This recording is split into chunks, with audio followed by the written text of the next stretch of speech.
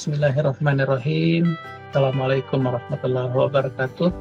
Salam sejahtera untuk kita semua, teman-teman peneliti, adik-adik mahasiswa yang bergabung dan menyimak diskusi ini. Pada kesempatan ini kita akan berdiskusi tentang pilihan-pilihan analisis data dengan jenis data kita masing-masing, sehingga nanti kita bisa punya pertimbangan kira-kira analisis data seperti apa yang cocok dengan kondisi atau dengan jenis data yang kita peroleh. Kita akan melihat beberapa kategorisasi terkait dengan jenis-jenis analisis data itu yang akan kita bahas nanti satu persatu. Teman-teman yang mungkin nanti di akhir ingin menyampaikan pertanyaan-pertanyaan, kami persilahkan menyampaikan secara langsung maupun menyampaikan pertanyaan di kolom komentar diskusi kita saat ini. Yang pertama, kami perlu sampaikan bahwa ada kategorisasi analisis data itu berdasarkan tujuan. Jadi ada analisis data deskriptif, ada analisis data diagnostik, ada analisis data prediktif, dan ada analisis data preskriptif. Jadi nanti setiap analisis data ini akan kita bahas satu persatu, mendapatkan informasi yang cukup lengkap terkait bagaimana setiap analisis data itu, maksud apa, dimaksudkan untuk apa, dan seterusnya. Sedianya selain 4 jenis yang tadi kita sebutkan, ada juga jenis analisis data yang lain, yaitu analisis inferensial dan analisis ekspektasi.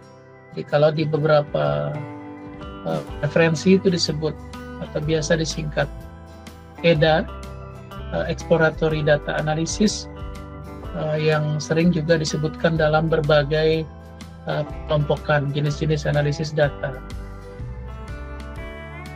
Kita akan fokus pada bagian pertama ini terkait pengelompokan analisis data yang tadi 4 pertama kita sebutkan.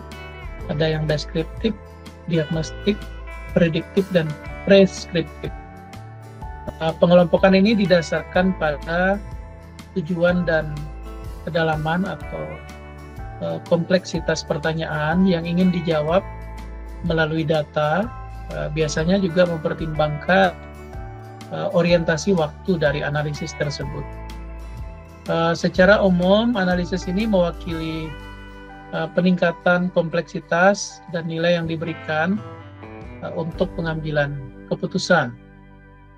Secara sederhana, di analisis deskriptif kita akan menjawab apa yang terjadi. Pada analisis diagnostik kita akan mencari informasi mengapa itu terjadi. Pada analisis prediktif kita akan menjawab pertanyaan apa yang mungkin terjadi. Sedangkan pada analisis preskriptif kita akan fokus membahas, menjawab apa yang harus kita lakukan dari analisis data tersebut. Jadi ada fokusnya masing-masing yang perlu jadi perhatian kita. Berikut kami coba berikan penjelasannya satu-satu ya. Jadi pertama, analisis deskriptif atau deskriptif analisis dimaksudkan untuk merangkum data historis guna menggambarkan dan memahami apa yang telah terjadi atau bagaimana kondisi saat ini.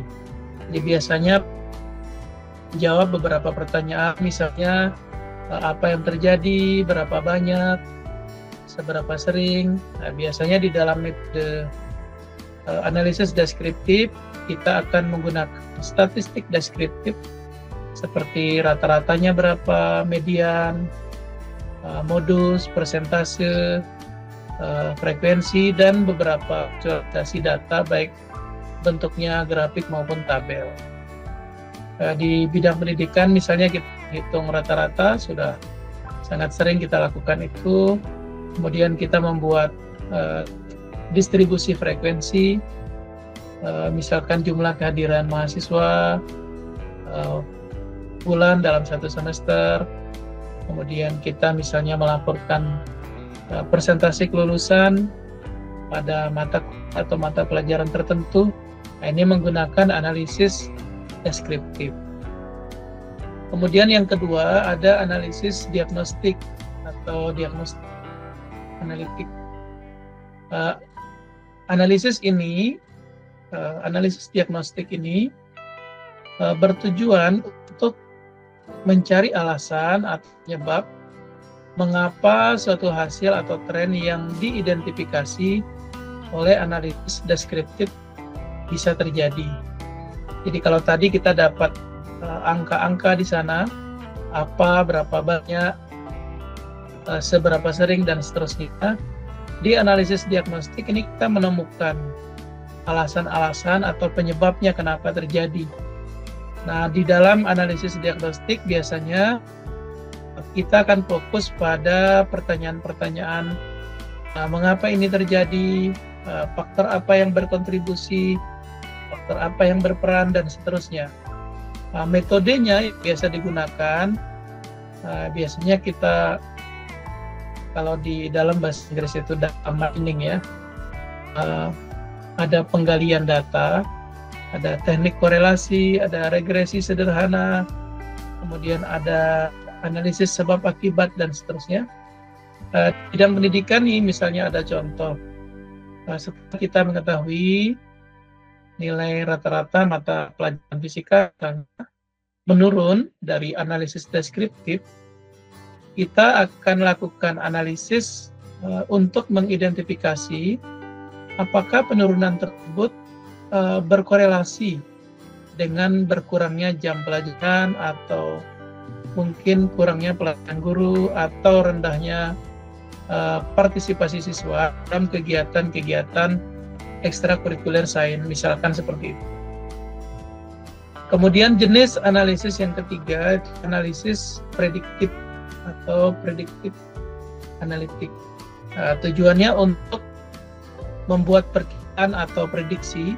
Jadi seperti namanya, prediktif, itu kita akan memprediksi tentang apa yang mungkin terjadi di masa depan berdasarkan pola-pola data historis yang kita miliki.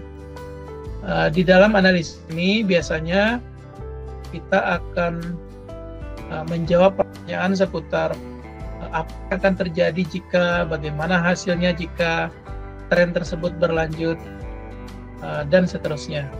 Kemudian di dalam teknik analisis ini, metode-metode yang digunakan biasanya tingkat teknik statistiknya itu lebih canggih. Jadi misalnya ada regresi berganda, ada time series analysis, kemudian ada learning, misalnya neural network atau decision trees. Di dalam pendidikan misalnya ada kita bisa memprediksi siswa atau mahasiswa mana yang risiko tinggi untuk gagal atau berpotensi tinggi untuk berdasarkan data kinerja akademik sebelumnya. Jadi dari IP misalnya, nilai, kehadiran, dan seterusnya. Dan bagaimana karakteristik demografi mereka. Kita juga di dalam analisis ini bisa memperkirakan kira-kira kebutuhan staf pengajar dalam 5 tahun ke depan berdasarkan tren mahasiswa kita pada prodi yang kita miliki. Itu bisa kita lakukan dengan analisis prediktif. Kemudian ada yang terakhir, itu ada analisis preskriptif. Tujuannya untuk merekomendasikan bagaimana tindakan terbaik yang harus diambil untuk mencapai hasil yang diinginkan.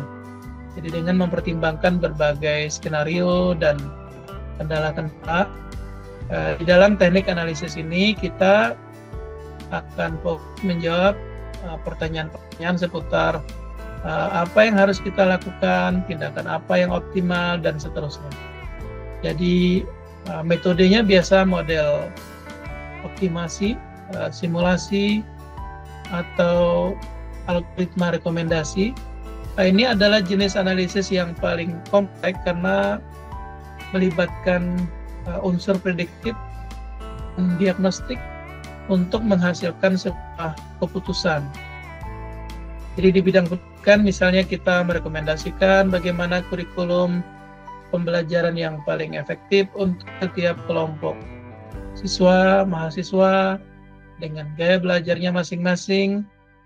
Kemudian bagaimana memaksimalkan potensi kelulusan dan nilai terbaik mereka berdasarkan prediksi kinerja masa depan. Tadi di prediktif itu kita dapat apa yang harus dilakukan. Tadi di bagian awal juga kami sebutkan ada istilahnya itu jenis analisis data yang lain. Ada analisis inferensial yang dimaksudkan untuk mengambil kesimpulan atau generalisasi tentang populasi yang lebih besar berdasarkan sampel data yang lebih kecil. Jadi misalnya di analisis inferensial ini kita akan menjawab pertanyaan seputar misalnya apakah temuan pada sampel ini berlaku untuk keseluruhan populasi, ya bisa dengan uji hipotesis, tes ALPHA, dan statistik inferensial yang lain. Cukup umum kita lakukan. Jadi misalnya apakah metode pengajaran baru yang diterapkan secara signifikan lebih efektif dibanding metode yang lama, kemudian menyimpulkan bahwa metode baru tersebut harus diterapkan pada semua kelas di seluruh wilayah.